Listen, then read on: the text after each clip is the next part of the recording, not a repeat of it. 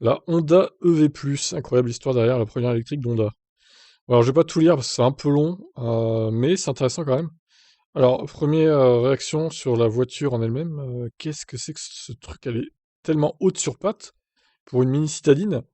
C'est bizarre, hein, franchement, c'est pas très beau quand même, hein, on va pas se mentir, même pour l'époque. Années 80, tout ça, tout ça. 80, fin des années 90, même. 97. Son histoire remonte à la fin des années 80, motivée par les avancées de General Motors en matière de nouvelles motorisations. La marque japonaise a alors réquisitionné 4 ingénieurs pour travailler sur un projet de voiture électrique. Les choses accélèrent en 90, date à laquelle a vu le jour le programme ZEV90. Ce mandat avait pour but d'abaisser significativement la pollution de l'air dans l'État américain, en Californie donc. Il stipulait notamment que les voitures électriques devaient représenter 2% des ventes des constructeurs entre 98 et 2000. Ah ouais, quand même. Mais s'ajoutait à cela un complexe système de crédit environnemental pour les véhicules de moins de 1 tonne 7. Dès lors, la marque japonaise s'est activée, surtout qu'elle était la dernière des marques japonaises à s'y intéresser, alors que General Motors n'arrêtait pas de briller sous les projecteurs après avoir remporté le World Solar Challenge australien en 1987. Voyons les photos d'intérieur. C'est quoi ces barres là? C'est bizarre. Sur derrière, côté de la vitesse là.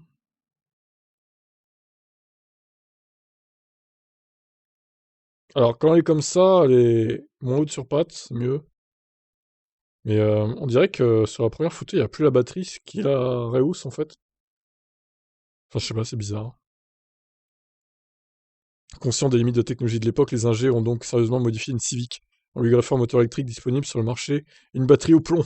À la densité désastreuse, les ingénieurs avaient bien conscience que les solutions techniques n'étaient pas adaptées. Tu m'étonnes, hein. Pour limiter le surpoids, ils ont décidé de remplacer les panneaux de carrosserie par des pièces en alu et les vitres par du plastique. Terminé en juillet 2091, pardon, le prototype parfaitement fonctionnel a été présenté, mais sa réaction à Monsieur Araki a été inattendue. Vous appelez ça une voiture? Qu'est-ce que vous venez de faire? Pourquoi ne creusez-vous pas simplement un trou et vous ne l'enterrez pas? Je suis plutôt d'accord, hein. Plus tard, ce dernier expliquait sa déception. Si une voiture ne mène pas à une plus grande expérience, autant ne pas la construire. J'ai tellement été déçu qu'il n'ait pas mis plus de passion dans le projet. Une passion chère à la marque japonaise, mais qu'il convient toutefois d'édulcorer en raison de la précipitation d'une expérience d'une équipe. Bah oui, ils savaient pas comment faire en fait, hein, tout simplement. Bon, après, ils ont revu tout ça. En 92, la phase D du projet a débuté. Resserrant toujours plus les vis de l'excellence, les décisionnaires ont indiqué, sinon ordonné, que ce véhicule devrait être le meilleur véhicule électrique du monde, exprimant une conduite propre, silencieuse et douce. Tout en étant avancé, d'autres prototypes ont pris la forme pour être testés, alors que Honda dévoilait en parallèle le EVX Concept au salon de Tokyo 93. Toujours des batteries au plomb, celles-ci montraient des signes de dégradation alarmants lors d'une utilisation dans la chaleur. L'utilisation d'une nouvelle chimie apparaissait donc comme une évidence. Ils ont pris donc des nickel hydrométalliques.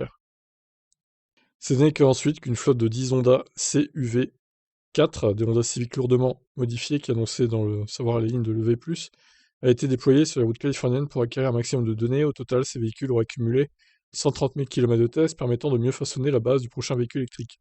Dont le premier prototype réel obtenait son feu vert fin 95. Le coup d'envoi a été donné en janvier 96. Alors en 97, le premier véhicule électrique de Honda a vu le jour. Tout ce que nous avions en tête était de créer un véhicule électrique avec une carrosserie originale, plutôt qu'une conversion d'un modèle existant. Nous avons mis trop d'énergie dans la voiture pour ça. Déclarait donc monsieur Matsumoto, qui prenait part au projet dans les années 90, avant d'ajouter que la marque voulait montrer qu'il s'agissait d'un VE.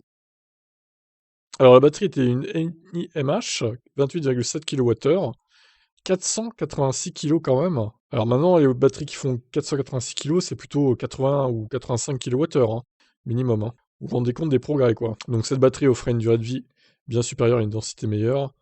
Donc Honda a annoncé entre 95 et 128 km, quand l'EPA a mesuré une autonomie mixte de 130 km ou 160 en ville. Ouais, bon, ok, c'est pas si mal pour une citadine à l'époque. L'équipement se voulait aussi complet pour préserver le mieux l'autonomie. Le véhicule disposait d'un système de récupération d'énergie à la décélération et d'une pompe à chaleur. Cependant, pour réchauffer plus efficacement les passagers, elle embarquait un chauffage au mazout, qui ne fonctionnait que sous les 4 degrés, pour répondre aux normes californiennes. Voilà pourquoi la troublante sortie d'échappement timidement cachée derrière le bouclier existe. Côté recharge, seul un ravitaillement en courant alternatif était possible avec une mobilisation de 2 heures. Quoi? C'est tout? 2 heures? Pour 28 kWh? Ah, c'est bizarre. C'est pas logique. L'efficience de la mécanique peut prêter à sourire, mais il est à souligner que les innovations étaient là, au contraire des performances, puisque les 66 chevaux, 275 Nm pour 66 chevaux, ah bah dis donc, avaient toutes les peines du monde à faire avancer efficacement la Newton 6 du SUV avec un 0 à 50 km/h en 4 secondes 9, une Vmax de 130 km/h. Le SUV ne connaît pas les passages au siège, mais Honda voulait à tout prix démontrer ses compétences en matière de motorisation électrique et que la technologie pouvait aussi rimer avec performance. Elle a fait pas explique, apparemment, bon. Alors, triste fin. Oh là, elle a été vendue 54 000 $. Une Honda Civic gravitait autour des 12 000 $. Cependant, pour mieux diffuser son véhicule, Honda a décidé de mettre en place un système de location de 3 ans au prix de 455 $ par mois. Le contrat comprenait une assurance tout risque, l'entretien et l'assistance. Mais ça couvrait aussi le remplacement de la batterie estimée au prix de 20 000 $. Voilà qui n'était pas suffisant. Avant de sortir le dernier modèle des chaînes d'un Navel 99, la marque aura officiellement loué 325 EV+, avec 300 modèles aux États-Unis, 20 au Japon, 5 en Europe quand même, dont cet exemplaire Emerald Green, religieusement conservé par le centre de développement d'Offenbach en Allemagne. Bon, ah bah dis donc, oui, 54 000 $ pour une citadine, c'est délirant quoi, hein. Tu m'étonnes qu'ils en aient pas vendu beaucoup. Bon, le système de location était un peu meilleur, mais bon, ça restait hors de prix par rapport à la concurrence thermique. Surtout vu la taille de la voiture, bon, c'était un peu ridicule aux États-Unis d'avoir ça, quoi, en fait, hein, on va pas se mentir. Eux qui aiment bien les grosses voitures, voilà. Bon, ah bah, triste carrière. Bon, après, on peut pas leur reprocher qu'ils sont quand même. Ils s'y sont quand même mis, Honda. C'est vrai, bon. Malheureusement, ça n'a pas marché. Est-ce qu'il n'aurait pas fallu travailler un peu plus sur le sujet, essayer d'améliorer les choses parce qu'ils ont commencé assez tôt au final. Donc, s'ils avaient persévéré, peut-être qu'aujourd'hui, ils auraient des Honda électriques incroyables en fait. Encore une fois, ils ont laissé tomber. C'est dommage. C'est dommage parce qu'il y avait un coup à jouer peut-être pour eux là. Ils auraient même été en avance largement sur Nissan, etc. Donc, je dis qu'ils auraient dû persévérer, mais bon, ils l'ont pas fait. Et maintenant, ils sont complètement largués. Honda, comme tous les autres constructeurs japonais, hormis Nissan qui est un peu en avance sur les autres, mais bon. Maintenant, ils sont aussi largués, hein, Nissan, quand tu réfléchis, ils évoluent plus, hein. Donc, ouais, c'est dommage. Ils auraient dû persévérer pour lancer de nouveaux modèles plus qualitatifs, plus d'autonomie, moins chers.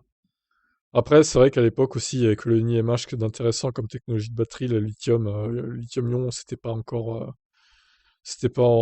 produit en série comme maintenant, quoi. C'était pas pareil, hein. C'était pas la même époque. Donc, on peut comprendre aussi qu'ils aient pas voulu aller plus loin. Mais bon, c'est dommage. C'est de la perte de temps, quoi, hein, on va pas se mentir. Maintenant, à eux de rattraper leur retard, ça va pas être facile. Qu'en pensez-vous de cette voiture, hein? Ciao.